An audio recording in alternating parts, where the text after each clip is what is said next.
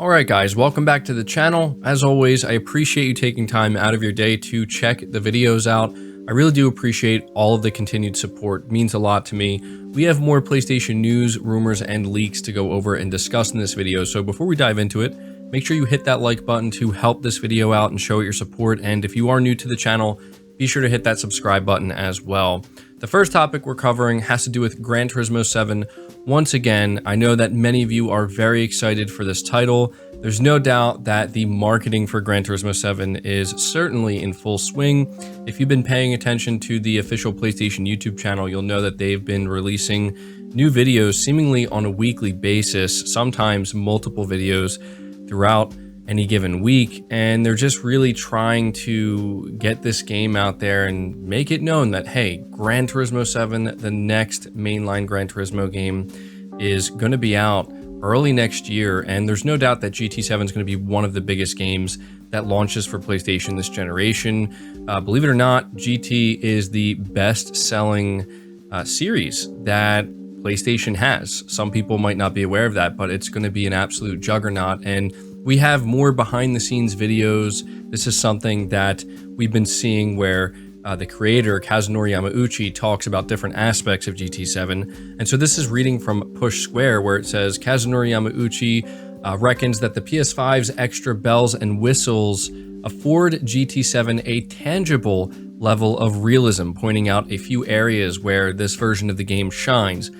So they say, firstly, the DualSense's haptics and adaptive triggers are a big point of difference. Kaz talks about one example of how the triggers are used, emulating the feel of brakes that may give way when they lock up.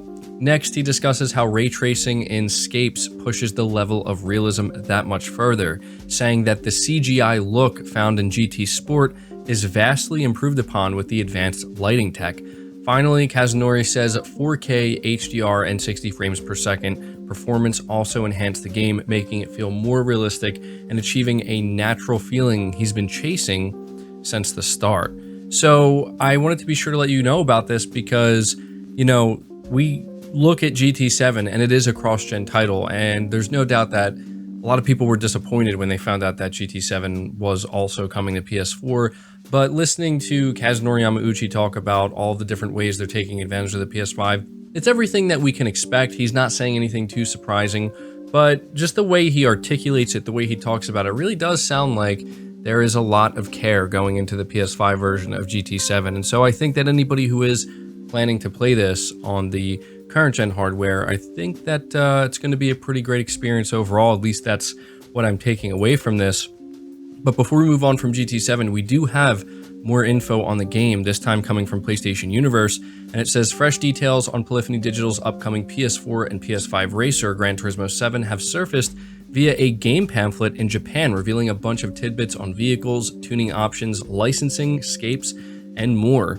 Fortunately, a GT Planet user by the name of Petty Wingman has kindly translated the info on Reddit, and we've included some of the highlights below, which I'm going to read. So first up, the cars. GT7 will feature over a whopping 420 models rendered in the highest quality the series has seen to date, and there's over 90 tracks featuring realistic weather and scenery. GT mode is a major feature of GT7 as expected, and there's a shopping mall available where you can purchase over 300 post-2011 vehicles. Meanwhile, the garage can store up to 1,000 cars, and if you fancy some secondhand motors, the used car dealer stores Japanese historic cars from the 80s and 90s. It will also apparently be updated every day. Tuning Shop affords plenty of customization where you can tinker with your car's engine, tires, brakes, suspension, as well as purchase superchargers, turbochargers, weight reduction, and rigidity increases, among other trinkets. Scapes is mentioned too, with over 2,500 photo locations in over 40 countries from across the globe. And once again, for those who may not be aware, GT7 is releasing on both the PS5 and PS4 on March 4th, 2022, so really not too long after Horizon Forbidden West. Now, I just wanted to take a moment to go over all this new information for you guys because, like I said, a lot of people are looking forward to GT7, and it sounds like this game is going to be content-packed, and it sounds like it's the Gran Turismo that pretty much everybody has been waiting for. So let me know down in the comments below what you think about these new details and whether or not you plan to play GT7. Moving on to the next topic though, this is a pretty interesting one. We have an update on what Lucid Games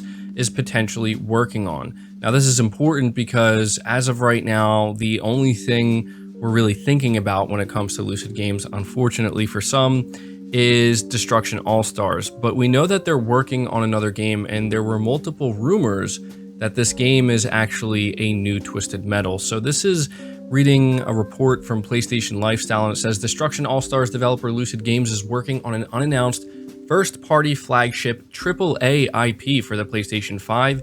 The existence of the game was revealed through a developer's LinkedIn profile that was found by Twitter user Timur222. The discovery is currently fueling rumors that the developer is working on a Twisted Metal revival.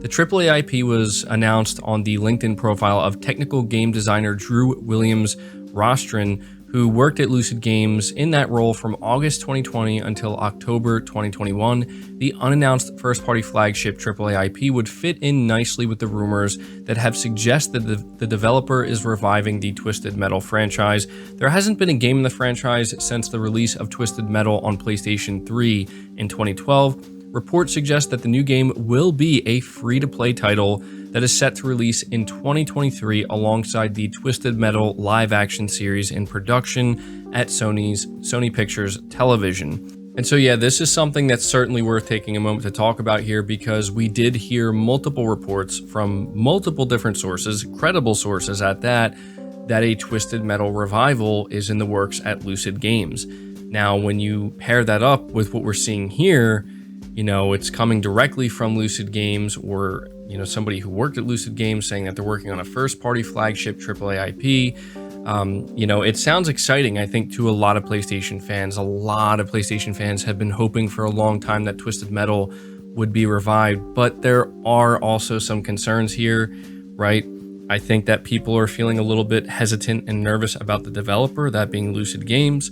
They worked on Destruction All-Stars, and the thing about Destruction All-Stars is there were certainly some good qualities there. Like, I think the foundation of the actual game itself, the mechanics are good, they feel good, but they're not really that fleshed out, and the game in many other areas is lacking. And so I feel like they're going to have a lot to prove with this Twisted Metal game. They have to get it right, in my opinion. I think people are also feeling a little bit concerned that this new Twisted Metal game is seemingly going to be free to play. Now, this could be a good or a bad thing. It really depends on how it's handled. I think there is a good aspect to this. You know, I know that free to play is not necessarily something that people want to hear, but I think the good thing about it is it will make it so that Lucid Games can focus on the foundation more than the content itself. Since it will be free to play, they can focus on just nailing the gameplay aspect and the gameplay side of things. And then because it's a free to play title, they can kind of flesh it out with more content, you know, as time goes on. I think that that's going to be the most critical thing. And my hope is that if they are going free to play, if that's actually their intent, I hope that that's the reason why, so that they can just purely focus on having a solid game at launch that does justice to what people would hope to see in a modern day AAA Twisted Metal game. And that's the thing that I think is good about it too, is even though it will be free to play, apparently it's going to be a AAA free to play game. This also does make you wonder about Sony's other multiplayer endeavors that they're pursuing. If Twisted Metal is going to be free to play, does this mean that Sony is becoming much more open to making other games, other multiplayer games that they're working on, or maybe with their partners, maybe going free to play with those as well? We'll have to wait and see, but let me know down in the comments below what you think of this. Would you like to see a Twisted Metal revival from Lucid Games? How do you feel about it being free to play? Or do you think that this is for something else entirely? Definitely going to be interested to see what you guys have to say. I also do want to take a moment to let you guys know I am late to this one, but I feel as though it's still worth highlighting because of the release of the new movie. Insomniac Games posted on their Twitter hyped about Spider-Man No Way Home, equipped 2 new suits inspired by the new movie today in Marvel's Spider-Man Remastered, available in Marvel's Spider-Man Miles Morales Ultimate Edition only on PS5. So they are PS5 exclusive, but again, this was announced a little while ago. I did fail to cover it. I guess it just kind of, slipped by, but Wanted to make sure people are aware of this. I know a lot of you are probably going out there and seeing the movie. I've heard really, really good things about it. And I have to imagine that quite a few people who, finish watching the movie are really going to be in that mode, right? In that mindset, like, man, I could really, this would be a really good time to return to Spider-Man Remastered if you have a PS5. So there you go. Just wanted to take a moment to let you guys know about that. Next up, we are talking about SIFU. We have, in my opinion, very good news about this game. Well, first of all, previews have went out for SIFU, and the general consensus is this game is as amazing as we all hoped it would be in terms of its mechanics, how it just absolutely nails the martial arts aspect, the hand-to-hand combat. One of the things we talked about when we look at SIFU is, man, this game looks like it's going to be incredible to play. And now we're hearing that, yes, it feels as incredible as it looks to play. And I think that that's a really good thing. There is a difficulty curve, but one of the things I've also heard from some of these previews is that apparently it's addicting, which I like, because I heard that they only got a small section of the game to play, but they kept saying from, the people I was listening to talk about it and giving their thoughts on it, they kept saying that they just felt this itch to keep going back and doing it over and over again to kind of perfect it and just get better and better and master it. And I think that that's really cool. So really positive news regarding SIFU. But on top of that, we're also finding out that SIFU will be getting a physical release similar to what we saw with Kena Bridge of Spirits. This is reading from PlayStation Universe, and it says Microids has announced that SIFU will be released physically for PlayStation 4 and PlayStation 5 in spring of 2022. SIFU is coming to digital storefronts in February 2022, but if you want to grab the game on disc, you'll have to wait a couple more months. There's no word yet if we can expect some sort of special edition version, but, obviously, I'll keep you guys updated if we find out about that. So the only thing that's unfortunate about this, similar to the Kena Bridge of Spirit situation, is that if you are eager to play this game on day one, which I very much am, you're going to have no choice but to buy it digitally. But I will tell you, this is a game I'm so excited for. I'm probably going to double dip. I know I'm going to be there day one playing it, so I'm going to buy it digitally. And then by the time it releases physically, I'll probably pick myself up a physical copy as well. Plus, I want to support the devs. If this game is as good as I think it's going to be, it speaks to me.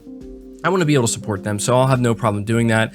This article closes out by giving us a little synopsis here. It says SIFU is scheduled to release on PS5, PS4, PC on February 8th, 2022. The game follows a young kung fu student as he looks to exact revenge for the death of his family. Alone and outnumbered, players must utilize their kung fu skills to survive the onslaught of enemies and preserve your family's legacy. So there you go. For anybody who maybe, wanted a little bit more of a better idea of what SIFU is all about, that's what it's all about. Can't wait for it. But that's going to do it for this video, guys. I hope you did enjoy it. I hope you did find it informative. Leave your thoughts down in the comments below. Again, leave the video a like, subscribe if you're new, hit the bell notification icon, and feel free to share the video out on top of all that. But until next time, guys, take care.